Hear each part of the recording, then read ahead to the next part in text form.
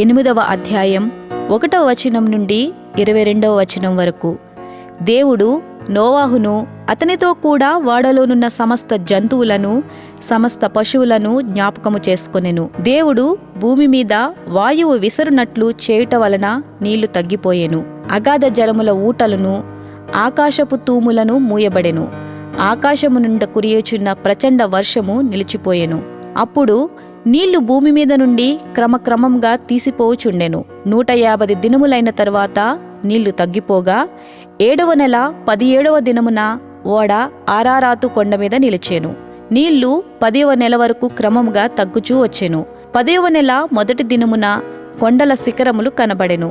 40 దినములైన తరువాత నోవాహు తాను చేసిన ఓడ కిటికీ తీసి ఒక కాకిని వెలుపలికి పోవిడిచెను. అది బయటకు వెళ్లి భూమి మీద నుండి నీళ్లు ఇంకిపోవు వరకు ఇటు అటూ తిరుగుచుండెను. మరియు నీళ్లు నేల మీద నుండి తగ్గినవో లేదో చూచుటకు అతడు తన యొద్ద నుండి నల్ల పావురం ఒకటి వెలుపలికి పోవిడిచెను. నీళ్లు భూమి అంతటి మీద ఉన్నందున తన అరకాలు నిలుపుటకు దానికి స్థలము దొరకలేదు గనక ఓడలోనున్న అతని యొద్దకు తిరిగి వచ్చెను. అప్పుడతడు చెయ్యి చాపి దాని పట్టుకొని ఓడలోనికి తీసుకొనెను. అతడు మరి 7 దినములు తాలి మరలా ఆ నల్ల పావురమును ఓడలో నుండి వెలుపలికి విడిచెను. సాయంకాలమున అది అతని యొద్దకు వచ్చినప్పుడు త్రుంచబడిన ఓలీవ చెట్టు ఆకు దాని నోట నుండెను గనుక నీళ్లు భూమి మీద నుండి తగ్గిపోయేనని నోవాహునకు తెలిసెను. అతడింకా మరి 7 దినములు తాలి ఆ పావురమును వెలుపలికి విడిచెను.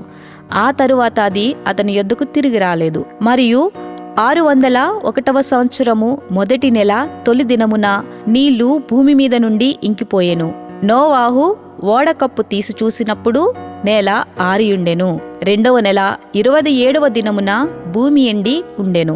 అప్పుడు దేవుడు, నీవును నీతో కూడా నీ భార్యయు నీ కుమారులను నీ కోడండ్రును ఓడలో నుండి బయటికి రండి. పక్షులు పశువులు భూమి మీద ప్రాకు ప్రతి జాతి పురుగులు మొదలైన సమస్త శరీరులలో నీతో కూడనున్న ప్రతి జంతువును వెంటబెట్టుకొని వెలుపలికి రావలెను. అవి భూమి మీద బహుగా విస్తరించి భూమి మీద ఫలించి అభివృద్ధి పొందవలెనని నోవాహుతో చెప్పెను.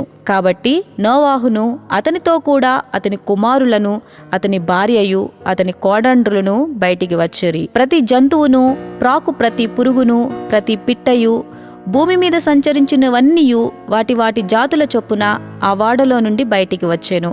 అప్పుడు నోవాహు యెహోవాకు బలిపీఠము కట్టి పవిత్ర పశువులన్నిటిలోనూ పవిత్ర పక్షులన్నిటిలోనూ కొన్ని తీసుకొని ఆ పీఠము మీద దహనబలి అర్పించెను. అప్పుడు యెహోవా ఇంపైన సువాసన నాగ్రనించి ఇక మీదట నరులను బట్టి భూమిని మరలా శపించెను. ఎందుకనగా నరుల హృదయ ఆలోచన వారి బాల్యము నుండి చెడ్డది. నేనిప్పుడు చేసిన ప్రకారముగా ఇకను సమస్త జీవులను సంహరింపను. భూమి నిలిచియున్నంత వరకు వెదకాలమును కోతకాలమును శీతోష్టములను వేసవి శీతకాలములను రాత్రింబగళ్లను ఉండక మానవని తన హృదయములో అనుకొనెను.